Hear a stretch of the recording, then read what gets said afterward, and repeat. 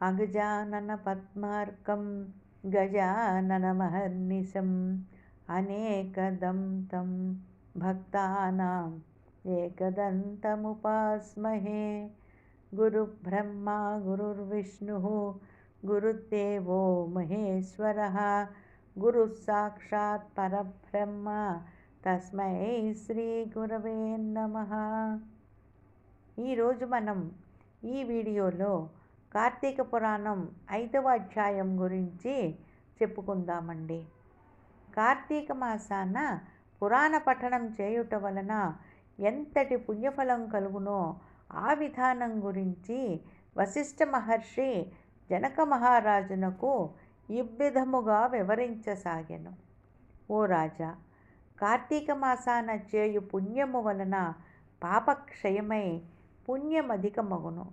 కార్తీక మాసమందు హరి సన్నిధిలో భగవద్గీత పారాయణము చేయువాడు పాము తన కుబుసమును విడుచున్నట్లు పాపములను విడుచును. కార్తీక మాసాన తులసి దళములతోడను తెల్లనివి నల్లనివి అయిన అవిసి పూలతోడను కరవీర గన్నేరు పూలతోనూ హరిని పూజించిన వైకుంఠమునకే పోవును.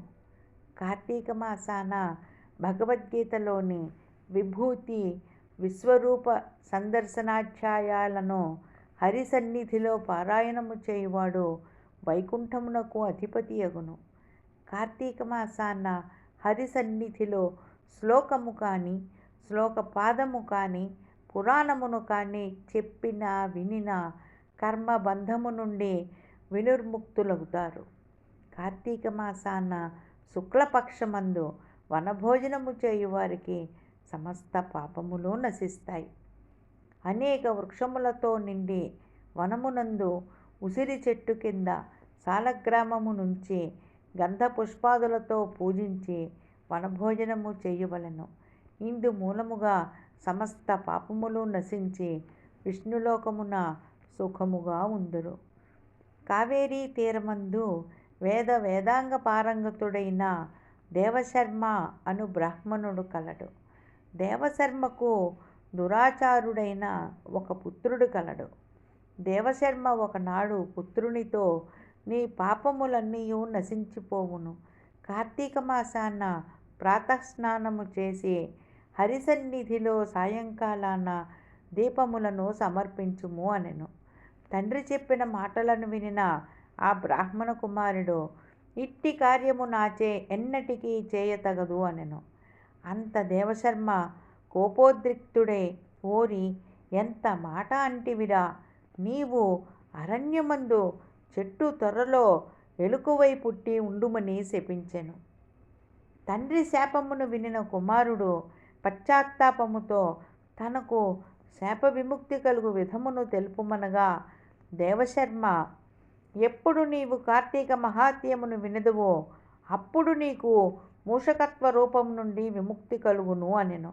అంత కుమారుడు గజారణ్యమున ఎలుకయై చెట్టు త్వరలో నివసించసాగెను.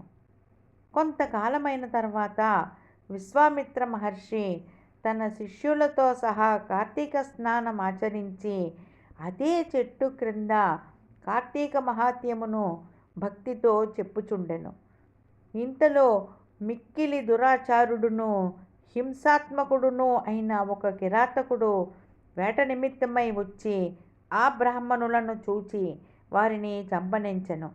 కానీ విశ్వామిత్రాది ముని సందర్శనమున వానికి జ్ఞానము కలిగి, అయ్యా, మీరు చెప్పున్నది ఏమి వృత్తాంతము, దయతో తెలుపుగోరెదను అని నమస్కరించెను. అంత విశ్వామిత్రముని, కిరాతక, వినుము. బుద్ధిపూర్వకముగా కానీ మోహము చేత కానీ కార్తీక మాసాన స్నాన దానాదులను చేసిన వాడు పాప విముక్తుడై వైకుంఠమును చేరును. భక్తి శ్రద్ధలతో చేసిన జీవన్ముక్తుడగును. విశ్వామిత్రముని కిరాతకునితో కార్తీక ధర్మమును చెప్పగా చెట్టుపైన ఉన్న ఎలుక విని నీచదేహమును విడిచి తండ్రి శాపము తొలగి విప్రుడాయను. విశ్వామిత్రుడు అది చూచి ఆశ్చర్యపడెను. విప్రకుమారుడు తన గురించి అంతయూ తెలిపి ముని వద్ద సెలవు తీసుకుని ఇంటికి పోయెను. కిరాతకుడును ముని వలన సకల ధర్మములను విని వైకుంఠమును చేరెను. సుగతిని కోరువారు కార్తీక మహాత్మ్యమును వినవలెను. కార్తీక స్నానమును ఆచరింపవలెను. ధర్మము వేడక తన స్తోమతననుసరించి దాన ధర్మములు సల్పవలెను. నాకీ విషయములన్నీ బ్రహ్మ చెప్పినాడు మహారాజా అని వశిష్ఠ మహర్షి జనక మహారాజుతో స్కాంత పురాణాంతర్గత కార్తీక పురాణంలో 5వ అధ్యాయమునందు పలికెను. కార్తీక పురాణం 5వ అధ్యాయం సమాప్తం. ఓం నమః శివాయ. ఓం నమో భగవతే వాసుదేవాయ. శ్రీమాత్రే నమః.